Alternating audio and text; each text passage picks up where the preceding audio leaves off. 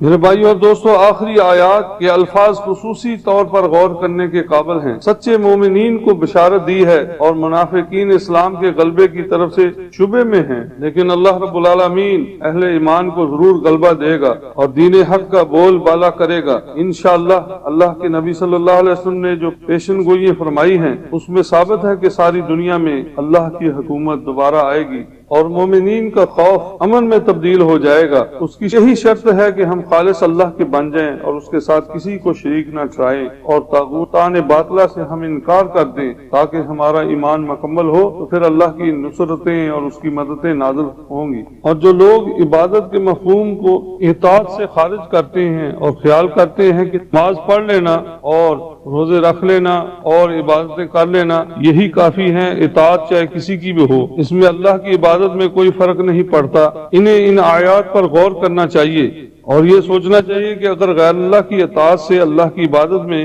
بھائیوں کوئی فرق نہیں پڑتا تو آخر ان منافقین کا کیا جرم تھا جن کو مشرک اور غیر اللہ کی عبادت کرنے والا قرار دیا اللہ رب العالمین نے۔ اسی قسم کی ایک اور آیت سورۃ نساء کے اندر، جس میں اللہ رب العالمین نے بڑی وضاحت سے ہمیں ارشاد فرمایا ہے کہ میرے نبی کے طریقے اور مومنین کے طریقے کو چھوڑ کر جو اپنے طور اور طریقوں پر چلتے ہیں انہوں نے اللہ کے ساتھ شرک کیا۔ لہذا سورۃ نساء 115 اور 116 آیت میں ارشاد ہوتا ہے وَمَن يُشَاقِقِ الرَّسُولَ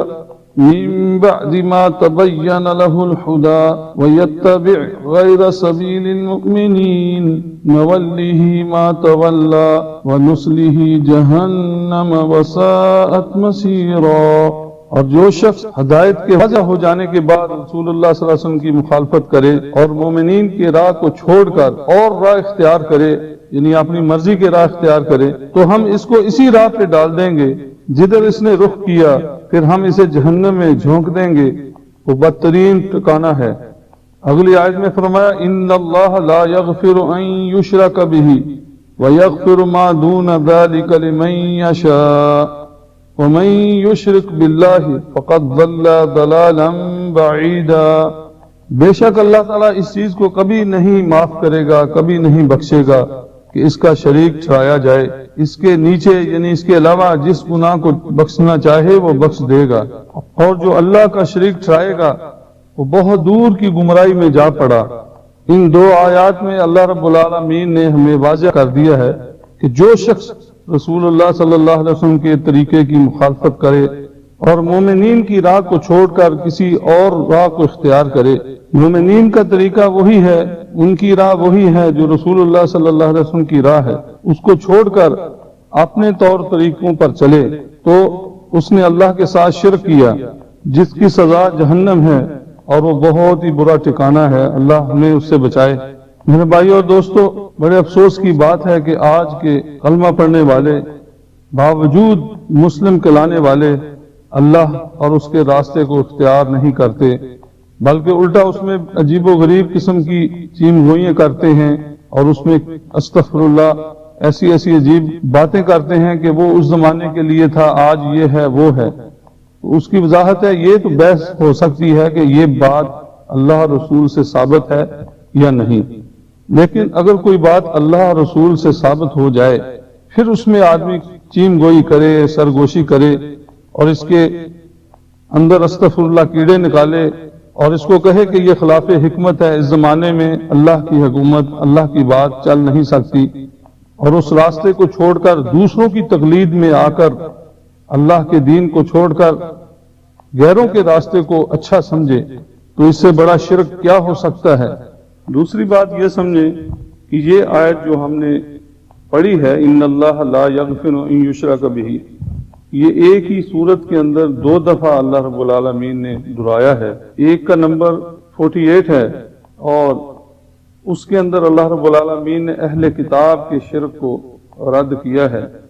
تو اس کے آگے اور پیچھے آیات آپ خود غور سے دیکھ سکتے ہیں کہ اللہ رب العالمین نے وہاں اس کو شرک کہا ہے، اور دوسری آیت یہ ہے جس میں منافقین کا رد کیا گیا ہے۔ اہل کتاب کے رد میں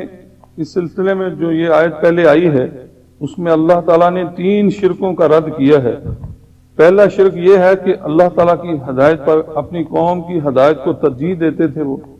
دوسرا یہ کہ اللہ کی کتاب پر جبت اور طاغوت کی پیروی کو ترجیح دیتے تھے وہ۔ تیسرا یہ کہ اہل ایمان کے طریقے پر اہل مکہ کے طریقے کو ترجیح دیتے تھے، جیسے کہ اللہ رب العالمین فرماتے ہیں وَيَقُولُونَ لِلَّذِينَ كَفَرُوا هَؤُلَاءِ أَهْدَىٰ مِنَ الَّذِينَ آمَنُوا سَبِيلًا، اور کافروں کے متعلق کہتے ہیں کہ ایمان والوں سے تو یہ کافر ہی زیادہ راہ راست پر ہیں۔ دوسری آیت میں منافقین کا رد ہے جو اللہ اور اس کے رسول کے حکم کی خلاف ورزی کرتے ہیں اور اپنی رائے کو ترجیح دیتے ہیں۔ اس صورت میں وہ اپنی خدائی کے مدعی ہیں، اور اگر وہ دوسرے کی رائے کو اللہ کے دین پر نبی صلی اللہ علیہ وسلم کے طریقے پر ترجیح دیتے ہیں تو ان کو وہ گویا کہ الہ کی حیثیت دیتے ہیں، جیسے کہ سورۃ شعراء 21 نمبر آیت میں اللہ رب العالمین فرماتے ہیں ام لہم شرکاء شرعوا لہم من الدین ما لم یأذن بہ اللہ، کیا ان لوگوں کے ایسے شریک ہیں جنہوں نے ان کے لیے دین کا ایسا طریقہ مقرر کیا ہوا ہے جس کا اللہ نے اذن نہیں دیا؟ ان دونوں صورتوں میں وہ لوگ مشرک ہو جائیں گے، موحد نہیں رہیں گے۔ اسی سورۃ نساء کے اندر اللہ رب العالمین ارشاد فرماتے ہیں ان اللہ یأمرکم ان تؤدوا الامانات الی اہلها وَإِذَا حَكَمْتُمْ بَيْنَ النَّاسِ أَن تَحْكَمُوا بِالْعَدْلِ إِنَّ اللَّهَ نِعِمَّ يَعِظُكُمْ بِهِ إِنَّ اللَّهَ كَانَ سَمِيعًا بَصِيرًا، بلا شبہ اللہ تمہیں حکم دیتا ہے یعنی مومنین کو کہ جو ایمانتوں کے حقدار ہیں انہیں ایمانتیں ادا کر دو، اور جب لوگوں میں فیصلہ کرنے لگو تو انصاف سے فیصلہ کرو، اللہ رب العالمین یقیناً اچھی نصیحت کرتا ہے اور وہ سب کچھ سننے والا اور دیکھنے والا ہے۔ یہ آیت حکم کے اعتبار سے عام ہے، یعنی جس کی امانت ہو واپس کر دو، خیانت نہ کرو۔ اسی کے ساتھ دوسری آیت اللہ رب العالمین ارشاد فرماتے ہیں یا ایھا الذین آمنوا، اے ایمان والو، اطیعوا اللہ و اطیعوا الرسول و اولی الامر منکم، اللہ کی اور اس کے رسول کی اطاعت کرو اور حاکموں کی جو تم میں سے ہوں، یعنی اپنے امیروں کی، اولی الامر کی۔ فَإِن تَنَازَعْتُمْ فِي شَيْءٍ فَرُدُّوهُ إِلَى اللَّهِ وَالرَّسُولِ، پھر اگر کسی معاملے میں تمہارے درمیان جھگڑا ہو جائے تو اگر تم اللہ اور یوم آخرت پر ایمان رکھتے ہو تو اس کو اللہ اور اس کے رسول کی طرف پھیر دو، یہی بہتر اور انجام کے لحاظ سے اچھا ہے۔ اس کے ساتھ فرمایا کہ الم تر الی الذین یزعمون انہم آمنوا بما انزل الیک وما انزل من قبلک یریدون ان یتحاکموا الی الطاغوت، اے نبی کیا آپ نے ان لوگوں کو نہیں دیکھا جو دعویٰ کرتے ہیں جو کچھ آپ کی طرف اتارا گیا ہے اور اس پر ایمان لاتے ہیں اور اس پر بھی جو آپ سے پہلے اتارا گیا ہے، مگر چاہتے ہیں کہ اپنا مقدمہ اپنے فیصلے طاغوت کے پاس لے جائیں۔ وَقَدْ أُمِرُوا أَن يَكْفُرُوا بِهِ وَيُرِيدُ الشَّيْطَانُ أَن يُضِلَّهُمْ ضَلَالًا بَعِيدًا، اور حالانکہ انہیں حکم دیا گیا تھا کہ طاغوت کے فیصلے کو تسلیم نہ کریں اور اس سے کفر کریں، اور شیطان یہ چاہتا ہے کہ انہیں گمراہ کر کے بہت دور تک لے جائے۔ وَإِذَا قِيلَ لَهُمْ تَعَالَوْا إِلَى مَا أَنزَلَ اللَّهُ وَإِلَى الرَّسُولِ رَأَيْتَ الْمُنَافِقِينَ يَصُدُّونَ عَنكَ صُدُودًا، جب انہیں کہا جاتا ہے کہ اس چیز کی طرف آؤ جو اللہ نے نازل کی ہے اور رسول کی طرف آؤ، تو آپ منافقین کو دیکھیں گے کہ وہ آپ کے پاس آنے سے گریز کرتے ہیں۔ عزیزو دوستو، کیونکہ ہم جس دور میں پیدا ہوئے ہیں لہذا آج کے طاغوتوں سے ہمیں بچنا ضروری ہے، اور ہم تھوڑا سا جائزہ لیتے ہیں کہ آج کے طاغوت کون کون سے ہیں، کس صورت میں انہوں نے اپنی شکلیں بدلی ہوئی ہیں، تاکہ ہم ان سے بچ سکیں۔ یقیناً جو حکمران ان قوانین کو ملک کے عوام پر نافذ کرتے ہیں جو انسانوں کے بنائے ہوئے ہیں، جیسے آج کے دور میں مارشل لاء ہے یا اسمبلی کے پاس کردہ قانون یا کسی ایک شخص کا بنایا ہوا ہو، وہ تمام کے تمام طاغوت ہیں، اور جو شخص طاغوت سے فیصلہ کروانا چاہے تو اس کے متعلق اللہ رب العالمین نے اس آیت کے اندر یزعمون کہہ کر ان کے ایمان کے دعوے کو جھٹلا دیا ہے کہ یہ لوگ ایماندار نہیں بلکہ صرف یہ زبان سے ایمان کا دعویٰ کرتے ہیں، لیکن یہ طرز عمل ایماندار بندے کے دل میں جمع نہیں ہو سکتے۔ وقد امروا ان یکفروا بہ، فرما کر ہر مسلم پر لازم کر دیا کہ وہ طاغوت سے دشمنی کرے اور اس سے انکار کرے۔ اس کے علاوہ چاہے ہمارے دیہاتوں میں قبیلوں کے سرداروں کی پنچایت، ثالثی کمیٹی یا جرگہ جو کتاب اللہ و سنت رسول کی بجائے اپنے رسم و رواج کے مطابق فیصلہ کرتے ہیں، یا وہ عدالتیں جو اسلامی ملکوں میں موجود ہیں، بھائیو یہ عدالتیں ایسی ہیں جو اسمبلی کے بنائے ہوئے آئین کے مطابق فیصلہ کرتی ہیں، نہ کہ کتاب و سنت کے مطابق۔ تو یہ تمام